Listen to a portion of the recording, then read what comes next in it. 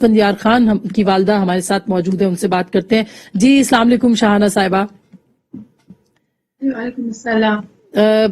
ایک تو پہلے تو میرے لیے بڑا مشکل ہوتا ہے اس معاملے پہ، خاص کر کے جب بھی آپ سے بات ہوئی ہے تو بہت مشکل ہوتا ہے کہ سوال پوچھیں، لیکن یہ سوال پوچھنا چاہتی ہوں کہ آج کی جو کارروائی تھی، آپ عدالت میں موجود تھیں، کیا آپ مطمئن ہوئی ہیں کہ آپ کے بچوں کو انصاف مل سکے گا، آپ کو انصاف مل سکے گا آج کی اس کارروائی کے بعد؟ جی بالکل. آج جو سارا سب کچھ ہوا ہمارے سامنے، تو میں کہتی ہوں کہ یہ تاریخ کا بہت اہم جو ہے نا ہمیں فیصلہ ہوگا کہ جو ہمارے جو ہے چیف جسٹس صاحب کریں گے. اس لیے کہ ہمیشہ جب یہ ساری سماعتیں 2-3 سماعت میں بھی یہی بات ہوئی کہ ہمیشہ جو ہے وہ اونچے لیول کے جو لوگ ہوتے ہیں، اوپر کرسیوں میں بیٹھے ہوئے لوگ ہوتے ہیں، ان سے کبھی کوئی پوچھنے کا حق نہیں رکھتا، نہ وہ جواب دہ ہوتے ہیں کسی بھی چیز کے.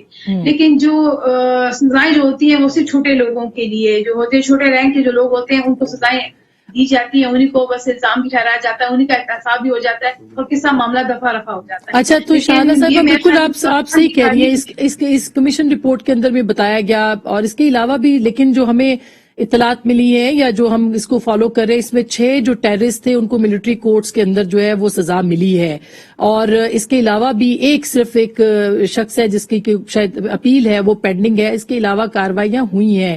آپ کیوں چاہتی ہیں، مختلف ممالک کے اندر واقعات ہوتے ہیں، آرمی چیف کے خلاف اس وقت کے ڈی جی ISI کے خلاف کیوں آپ لوگ چاہتے ہیں کہ کارروائی کی جائے؟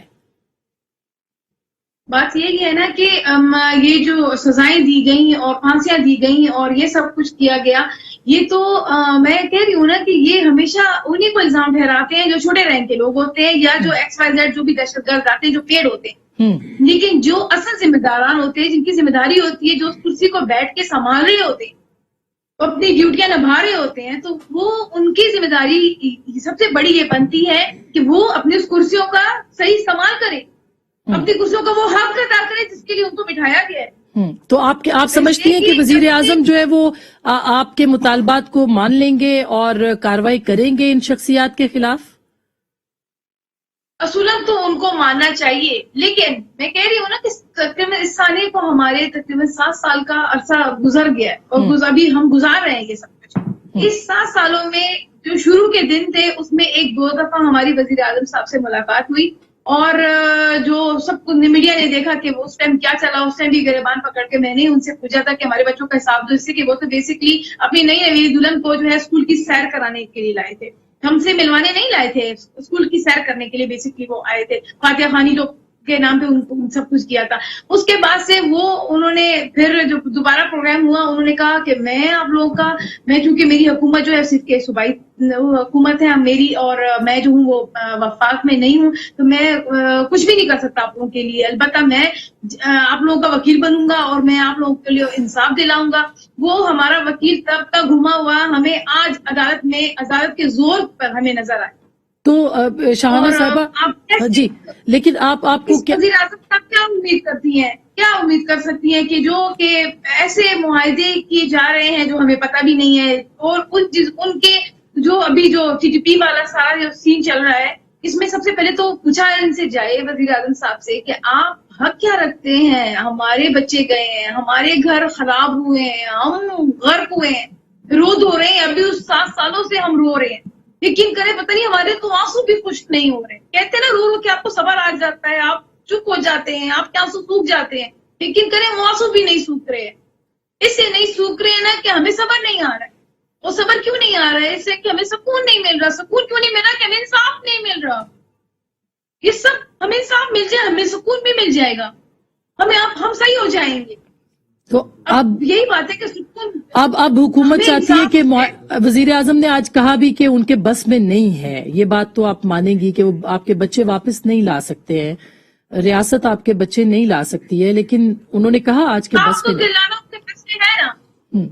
جس کرسی پہ وہ بیٹھے وہ انصاف تو دلا سکتے ہیں. وہ تو اس وقت بھی بس نہیں رکھتے تھے، جسے کہ وہ کہے تھے کہ میری حکومت صرف صوبائی حکومت ہے، میں وفاق میں نہیں بیٹھا ہوں. اب تو وہ پورے پاکستان کے وزیر اعظم ہے نا. ابھی بھی وہ اس چیز کا نہیں رکھتے ہیں، طاقت نہیں رکھتے کہ وہ ہمیں انصاف دلا سکے. ہم کسی اور کسی مخلوق سے مانگیں گے انصاف. تو اب ذمہ داری ہے، ریاست کی ذمہ داری ہے اپنے سٹیزنز کی جان و مال کی حفاظت کرنا، ان کی ذمہ داری ہے، وہ اس عہدوں پہ بیٹھے اسی لیے ہیں. آپ اگر جوڈیشل کمیشن کی رپورٹ پڑھ لیں تو اس میں کلیئر لکھا ہوا ہے کہ سیکیورٹی کولیپس ہوا ہے، failure of the security agencies ہوئی ہیں. جوڈیشل کمیشن کی رپورٹ میں سب کچھ کلیئر ہے. تو شاہانہ صاحبہ ان کو اس کی وہ بے بس ہے. اب جب ریاست جو ہے وہ آج کورٹ میں کہا جج صاحب نے کہ سرنڈر ایگریمنٹ یا سرنڈر معاہدہ کرنے جا رہے ہیں، ڈاکیومنٹ پہ سائن کرنے جا رہے ہیں، آپ پیرنٹس کے جن کے بچے شہید ہوئے ہیں، جن کے بچے ذبح ہوئے ہیں، ان کا کیا ری ایکشن ہے اگر ریاست بات کرتی ہے ان ٹیررسٹ گروپس کے ساتھ، ان سے معاہدہ کرتی ہے؟ میں تو کہتی ہوں کہ دوبارہ دہشت گردی کا دروازہ دوبارہ کھولنے کے لیے جا رہے ہیں. اس سے کہ جب یہ ہمارے بچے شہید ہوئے اس ٹائم یہ گڈ طالبان اور بیڈ طالبان کا سارا کانسیپٹ ختم کیا گیا. ایسی کاروائیاں سب کچھ قومی ایکشن پلان بنا، ساری ایسی کاروائیاں ہوئی. تو کیا مطلب اب وہ دوبارہ وہ سب کچھ ختم ہو گیا، وہ ساری قربانیاں سب کچھ ضائع ہو گیا. ہمارے بچوں کی قربانیوں پہ سب کچھ ہوا تھا نا. یہ سارے آپریشنز کیے گئے، ساری دہشت گردوں کو چن چن کے جو ہے وہ مارا گیا. اب یہ دوبارہ اس طرح کے لوگوں کو جو کہ کسی طرح کی کوئی ہمدردی نہیں رکھتے، وہ قاتل ہیں، وہ لوگ مجرم ہیں، ہمارے بچے انہوں نے اور پتہ نہیں نہ جانے کتنے نہتے معصوم لوگوں کا انہوں نے خون کیا ہے، قتل کیا ہے بے دردی سے. وہ معافی کیا آپ کو لگتا ہے وہ حقدار ہے؟ ان کو کسی طرح کی کوئی گنجائش دینی چاہیے. میں تو کہتی ہوں اس طرح کا اگر جو مذاکرات کر رہے ہیں نا، یہ وائلنس کو الائیو کرنے والی بات.